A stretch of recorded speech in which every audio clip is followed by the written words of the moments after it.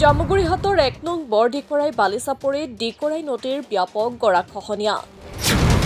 নদীৰ বুকুত বিলীন হৈছে নৈপৰীয়া দৰিদ্ৰ কৃষক ৰাইজৰ কৃষিভূমি। জামুগুৰিহাটৰ ১ নং বৰডিকৰাই বালিচাপৰিত ডিকৰাই নদীৰ গৰাখহনীয়াই সম্প্ৰতি কালৰূপ ধাৰণ কৰিছে। বিগত কেইবাদিনো ধৰি হোৱা নেৰানেপেৰা বৰষুণৰ ফলত সৃষ্টি হোৱা বাঢ়নী পানীয়ে নৈপৰীয়া ৰাইজৰ কৃষিভূমিসমূহ খহাই নিয়াৰ ফলত নদীৰ বুকুত বিলীন গৈছে বহু কৃষিভূমি। এইদৰে গৰাখহনীয়া অব্যাহত থাকিলে অনাগত দিনত নদীখনৰ বাঢ়নী পানী গৈ গাঁওসমূহত সোমোৱাৰ আশংকাত এতিয়া উজাগৰিৰ নিশা কটাইছে নৈপৰীয়া ৰাইজে। বিশেষকৈ বৰডিকৰাই নদী আৰু জীয়াভৰলী নদীৰ সংগমস্থলীৰ ১ নং বৰডিকৰাই বালিচাপৰিত সৃষ্টি হোৱা ব্যাপক গৰাখহনীয়াই ভয়ংকৰ ৰূপ ধাৰণ কৰাৰ ফলত শংকিত হৈ পৰিছে নৈপৰীয়া কৃষক ৰাইজ।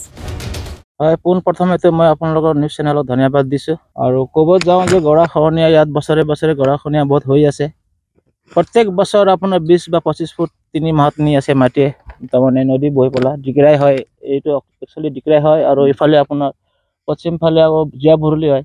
দুইটা নদী যেতিয়া লগ লাগে ঢেউটো বেছি আহে, ইফালে গৰাটো খনে। গতিকে মই ইমানেই ক'ব বিচাৰিছোঁ, চৰকাৰৰ অনুৰোধ কৰিছোঁ যে আমাৰ গৰাখহনীয়া যোনটো আমাৰ প্ৰচিডিংটো জলদি আপুনি যদি চৰকাৰে বান্ধ দি দিয়ে আমাৰ ৰাইজৰ বহুত আৰু কঠীয়া দিবলৈ হ'ল বহুতেই তাৰমানে ভাল হ'ব। আমাৰ ইয়াত খেতি কিষাণৰ যিসকলে ইয়াত মাটিৰ খেতি বাতি কৰি আছে, ইয়াতে প্ৰায় গাঁৱৰ আছিলে, এতিয়া ক'ব গ'লে গাঁৱত আঁতৰি গ'ল, অলপ দূৰত আছে খেতি তাৰমানে ধান সৰিয়হ যিকোনো খেতি তাৰমানে পাচলি ওলাই আছিলে। এতিয়া বানপানী দি তাৰমানে মেইন বিষয় দি অলপ ভয় আছে চবৰে। বানপানী বহুতে সমস্যা আৰু ২ নম্বৰ হ'ল হাতীৰ সমস্যা। এই দুটা ইয়াত বহুত বেছি তাৰমানে ভয়, বানপানীৰ আৰু হাতীৰ সমস্যা। যি নহওক চৰকাৰে আমাক হাতীৰ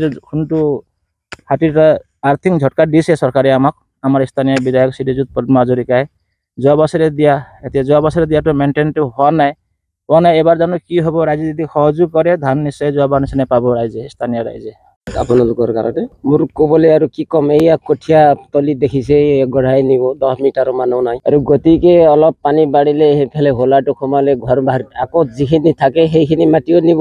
এতিয়া একদম চিন্তা হৈ পেলাই আছোঁ আৰু আমি আমাৰ মুখ্যমন্ত্ৰী হিমন্ত বিশ্ব শৰ্মাক এইটো আমাৰ ফালে কিবা মন হেৰি কৰি পেলাই ইয়াত আগত বহুত মাটি গৈছে, 500 বিঘা মান গৈছে। মোৰ 42 পুৰা গৈছে। তাকে এতিয়াও এইখিনিও যাব বুলি খেতি কৰোঁ। হয়, এতিয়া কঠিয়াই নিব যেতিয়া এতিয়া খেতি কৰি সেইটো উপায় নাই।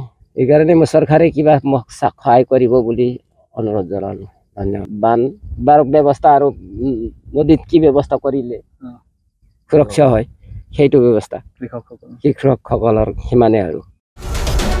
জামুগুৰিহাটৰ পৰা আনোৱাৰ আহমেদৰ ৰিপৰ্ট, মাই নিউজ এনি।